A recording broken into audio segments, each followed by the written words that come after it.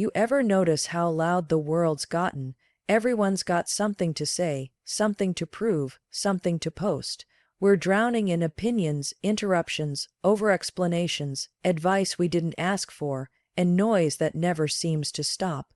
And in the middle of all that chaos, we've forgotten something powerful, something most people run from but the strongest people rely on: silence, not avoidance, not passivity, not backing down. I'm talking about intentional silence. Focus stillness, the kind of silence that doesn't scream for attention because it already knows its worth. That's what I want to talk to you about today, because silence isn't weakness, it's not emptiness. It's not absence, it's your edge. It's the space where clarity lives, and if you know how to use it, it becomes your superpower. I'm going to share 5 shifts with you, 5 truths about silence and presence that most people overlook because they're too busy trying to be heard. But here's the reality: if you're always talking, always performing, always reacting, you're missing the real power, because power doesn't always speak first. Influence doesn't always speak the most. The ones who truly lead don't fill the room, they ground it. So let's go there. Let's strip away the noise. Let's talk about how silence reveals what noise hides, how stillness sharpens your instincts, why the loudest voice isn't always the strongest, how presence outperforms performance, and why listening, not talking, is what builds real influence. We live in a world obsessed with constant stimulation. There's noise everywhere, literal and figurative, notifications dinging, opinions flying, algorithms feeding us distraction. We've been trained to fill every pause, every quiet moment with more. More scrolling, more talking, more reacting. But silence is rare. It's misunderstood. It's even feared. Most people don't realize that silence is not the absence of something. Silence is the presence of everything we usually miss when we're too busy trying to keep up. Silence is uncomfortable because it forces you to hear the truth, not the truth people post online, not the truth they say to your face, your truth, the kind that creeps up when no one is watching. That voice inside you that knows when something doesn't feel right, when you're faking it, when you're chasing something that doesn't matter. Noise drowns that voice out. Silence invites it in. People think power comes from speaking up, having opinions, being loud and certain. But real power often begins with the opposite. It begins in the pause before the reaction. It lives in the gap between what was said to you and what you choose to say back. That gap is everything. It's where your control lives. It's where you decide who you are, not just who you want people to see. When you practice silence, you begin to notice how much noise is performative, how many conversations are just people waiting to talk, not actually listening. How often advice is about projecting experience, not understanding need. But when you become the person who can sit in silence without rushing to fill it, people lean in. They feel something different, something rare. They feel your presence, and presence is magnetic. Silence also teaches you what's real. Think about the last time you sat in complete silence. No phone, no music, no podcast, no distraction. Just you. It's in those moments that truth comes to the surface. You realize what you're avoiding. You hear your own doubts, your own fears, your own desires. And here's the secret: that's not weakness. That's clarity, and clarity is a superpower in a world addicted to confusion. In silence, your mind detoxes. It stops reacting and starts reflecting. You notice patterns. You understand emotions before they explode. You separate what matters from what doesn't. You don't need a retreat in the mountains for this. You need 3 minutes in your car with the engine off. You need the discipline to pause before replying. You need the strength to walk away from the urge to respond just to be heard. Silence isn't passive, it's intentional. It's the choice to hold space instead of fill it. Look at the people who truly move others.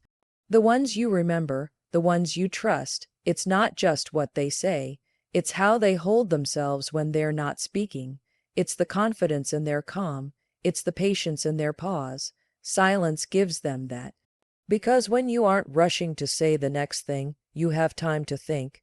And when you have time to think, you have time to choose power over panic, intention over impulse. There's a reason silence feels rare. It's powerful, and power always makes people uncomfortable. That's why silence is often met with suspicion or tension. People will wonder what you're thinking. They'll project their own anxiety onto your stillness. That's not your problem. Your job is not to reassure everyone else.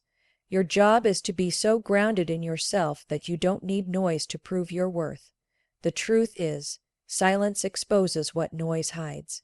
It reveals the real motives, the real fears, the real strength. It doesn't demand attention, it commands it. The strongest people in the room are usually the ones saying the least. Not because they have nothing to offer, but because they know when to speak, how to listen, and when to hold their ground without ever raising their voice. Stillness sharpens your instincts in a way that constant motion never can. We're taught to associate momentum with progress, to believe that if we're not doing something, we're falling behind. So we keep moving, pushing, reacting, chasing. But movement without direction is just noise in another form. You can run full speed in the wrong direction and still feel productive, until you crash into the consequences of not paying attention. Stillness, on the other hand, forces you to tune into what's happening beneath the surface. It requires you to stop outsourcing your judgment to the external world and start listening to the signals inside yourself. That's where instinct lives, not in chaos but in calm. Instinct is not the same as impulse. Impulse is fast and emotional.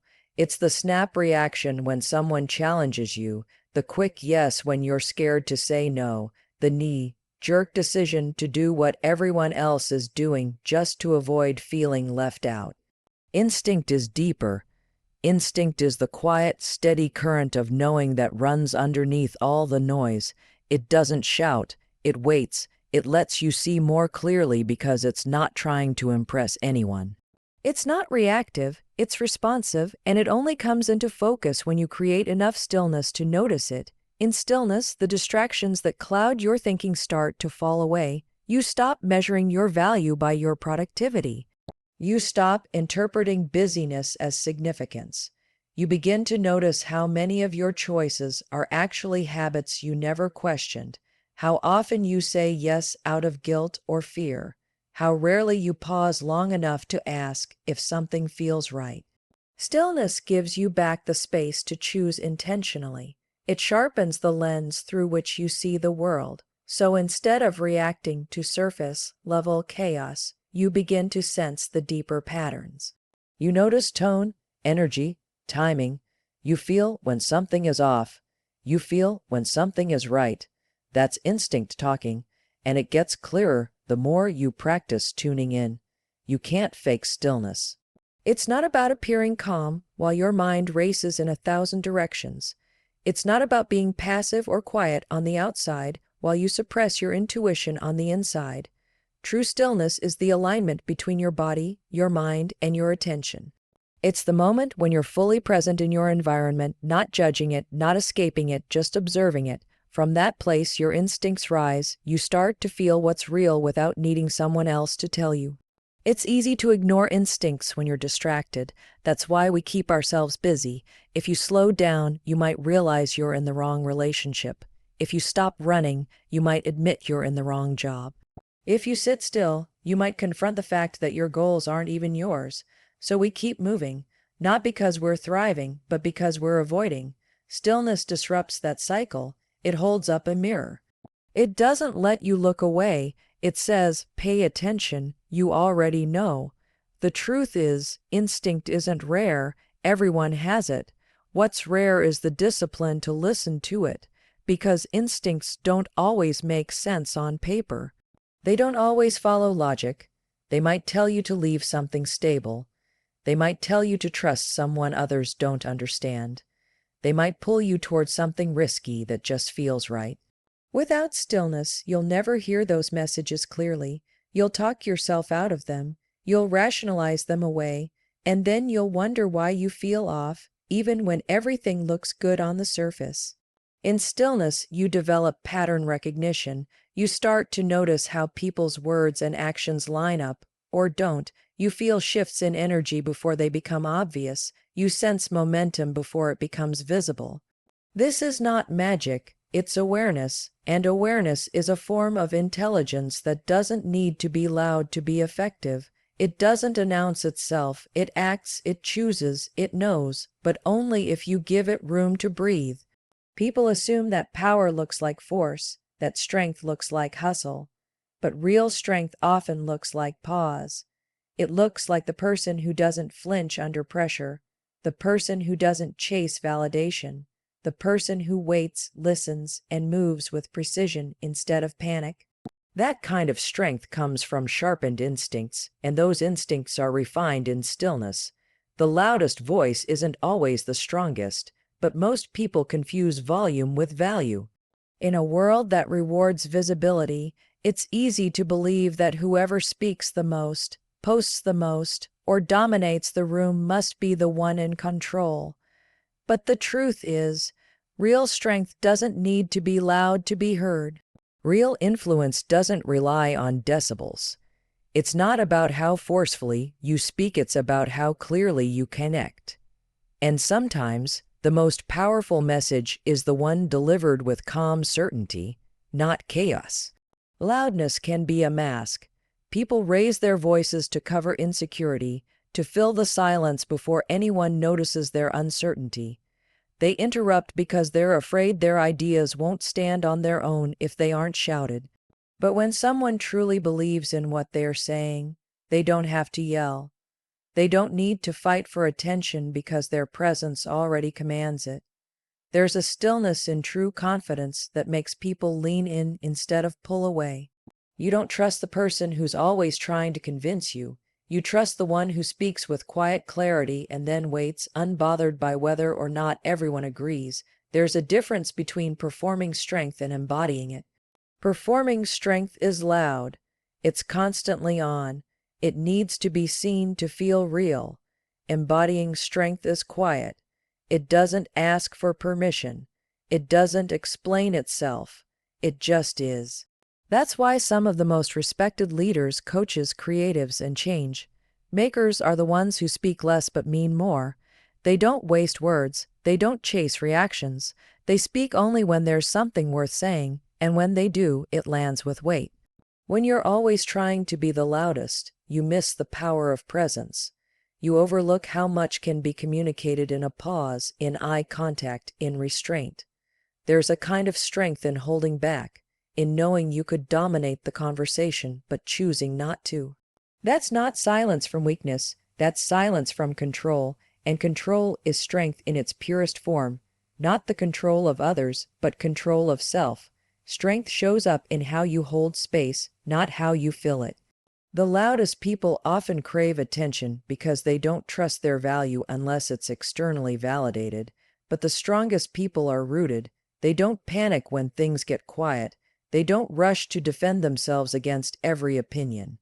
They let people talk. They let the noise pass. They stay grounded in who they are and what they know. And that calm, that restraint, that self-trust, it's magnetic. It changes the dynamic in every room they enter. Loudness can dominate for a moment, but it rarely sustains influence over time. Influence is built on trust, and trust doesn't respond to volume. It responds to consistency, authenticity, and clarity. People don't remember who spoke the most.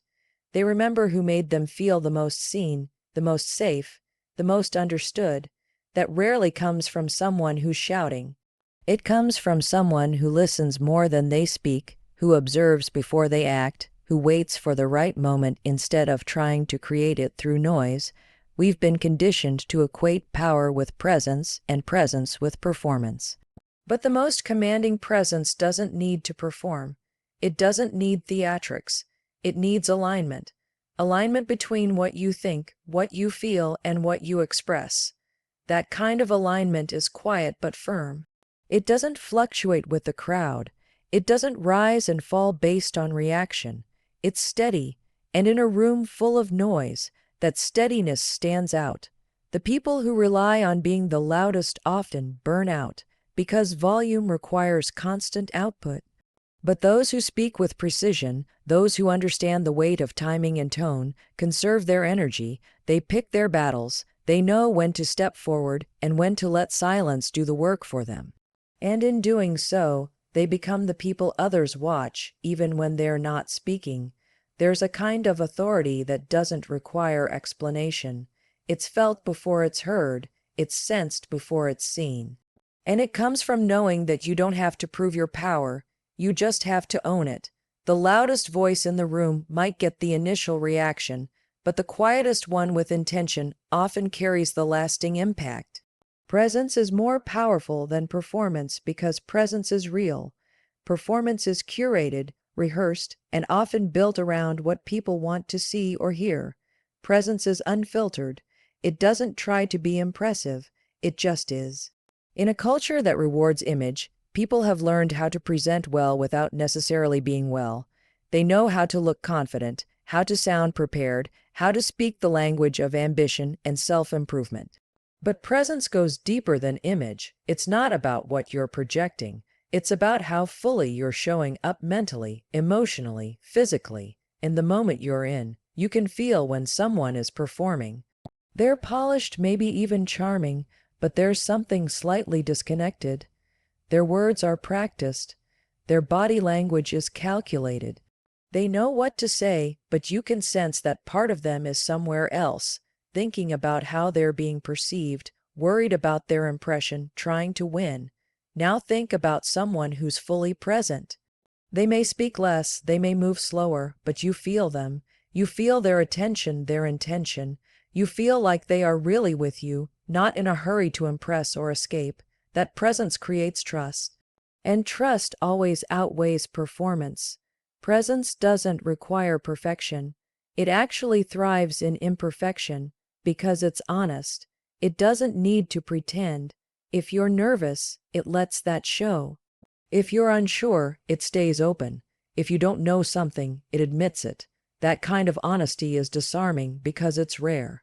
Most people are so used to being sold something, an idea, a persona, a version of success, that when someone shows up without trying to sell anything, it breaks through the noise. That's the power of presence. It doesn't demand your attention, it earns it. To be present is to stop splitting yourself. When you're performing, part of your energy is always somewhere else, managing impressions, monitoring reactions, editing yourself in real time. That takes energy, it dilutes your focus, it keeps you in your head instead of in the room. Presence means bringing all of you into the now. It means you're not thinking about what you just said or rehearsing what you'll say next. You're here, you're listening, watching, noticing. You're connected to the people around you, but more importantly, you're connected to yourself. That connection is what gives your words and actions real weight. People respond to presence because it makes them feel seen. It makes them feel safe. When someone is fully present with you, you let your guard down without realizing it. You mirror their calm. You soften. That's why presence is persuasive in a way performance never can be. You can't fake presence. You either have it or you don't. You're either grounded in the moment or you're chasing validation from it. When you're present, you don't need to dominate a room to change its energy. Sometimes all it takes is eye contact, silence, or a single sentence delivered with sincerity. The best conversations aren't about perfect lines. They're about real connection. The best leadership isn't about always having the right answer. It's about creating a space where people feel grounded enough to contribute their own. The best relationships aren't built on performance. They're built on shared presence on two people who aren't trying to be anything other than who they are. That's where trust lives. That's where growth happens. That's where power builds. We've been taught to perform from a young age, to smile when we're uncomfortable, to speak when we don't believe what we're saying, to show enthusiasm we don't feel. But over time, performance becomes a habit. We forget what it feels like to show up without a script. And when we lose presence, we lose authenticity. We start living in reaction to how we want to be perceived, rather than from the truth of what we know. That disconnect creates anxiety. It creates burnout. It creates that subtle but constant tension that something is off, even if everything looks fine. Reclaiming presence means slowing down. It means checking in with your body, your breath, your tone. It means asking, am I here or am I just performing like I'm here? It's not about never preparing or never showing up strong. It's about not letting your preparation replace your presence. Because all the rehearsed lines in the world won't matter if people can't feel you. They don't remember what you say as much as they remember how you made them feel. And presence is what makes that feeling last. Listening builds more influence than speaking, because listening is connection without conditions. When you speak, you're directing energy outward, expressing your thoughts, your perspective, your needs. But when you listen, really listen, you're doing something most people rarely experience. You're offering attention without expectation. You're creating space without trying to fill it. You're giving someone the experience of being heard, and that experience is more powerful than any advice, pitch, or performance. Most people listen to reply, not to understand. They wait for a pause so they can jump in. They listen just enough to shape a response that brings the attention back to themselves. It's subtle, but it's everywhere, in conversations, in meetings, in relationships. The problem is that people can feel it. They can tell when you're not really with them. They sense when you're scanning for your next line or when you're half present while thinking about your own story. That kind of listening doesn't build influence. It drains trust. It tells people that you value being heard more than hearing them. True listening is a discipline. It's not passive. It's active, intentional, and often uncomfortable. It means resisting the urge to fill the silence. It means staying with someone's words even when you don't agree, even when your instinct is to interrupt or fix or advise. It means showing restraint, not because you have nothing to say, but because you know the value of waiting, of letting someone fully express themselves before you offer your voice. That kind of patience is rare. And rarity builds power. Listening reveals what people won't say directly. If you're present enough, you'll notice the shift in tone when someone's hiding something. You'll pick up on the repeated phrases that signal fear, doubt, or insecurity. You'll sense the gap between what someone says and what they actually mean. That awareness gives you insight, and insight gives you an edge that words alone never could. When you know what people are really saying, beneath the surface, you move with a kind of clarity that others can't fake. You speak less but with more impact. You understand more, so you navigate with more precision. People are drawn to those who make them feel understood, not agreed with, understood. You don't have to have the same story, the same background, or the same beliefs. What matters is that they feel you're not trying to correct them, impress them, or win them over. You're simply present. That builds credibility because it shows emotional intelligence. It shows you're secure enough to make space for someone else without needing to make it about you. And in that space, real influence grows. Influence isn't about talking over others or dominating the conversation. It's about making people feel safe enough to tell you the truth. It's about asking the right question and then staying silent long enough to let the answer come out fully. Most people never get to speak in full. They're used to being cut off, redirected, dismissed. But when someone listens without interrupting, it signals respect. It signals value. That's when walls come down. That's when people stop performing and start revealing. And the person who hears the truth, the person people trust with their unfiltered words, is the person who holds real power. Listening also makes your words more strategic. When you're not rushing to speak, you start choosing your moments. You speak with more precision, not more volume. People begin to notice that when you do speak, it matters. You're not just filling space. You're saying something worth hearing, and because you've been listening, your words are grounded in what's relevant, what's real. That kind of timing builds presence. That kind of restraint builds authority. You don't need to speak to prove your intelligence. You don't need to jump in to show your value. Sometimes the smartest person in the room is the one who says the least but sees the most, because listening isn't just about the other person. It's about controlling your own impulses. It's about noticing when your ego wants to speak and choosing instead to stay grounded. That kind of control is strength. That kind of discipline is power. Listening isn't weakness. It's not passive, soft, or submissive. It's intentional. It's powerful. It's the foundation of influence because it builds what every leader, partner, and human needs to create change, trust. When people feel heard, they lower their defenses. When people feel heard, they remember you. When people feel heard, they listen back. And that's when influence becomes mutual. That's when leadership becomes real.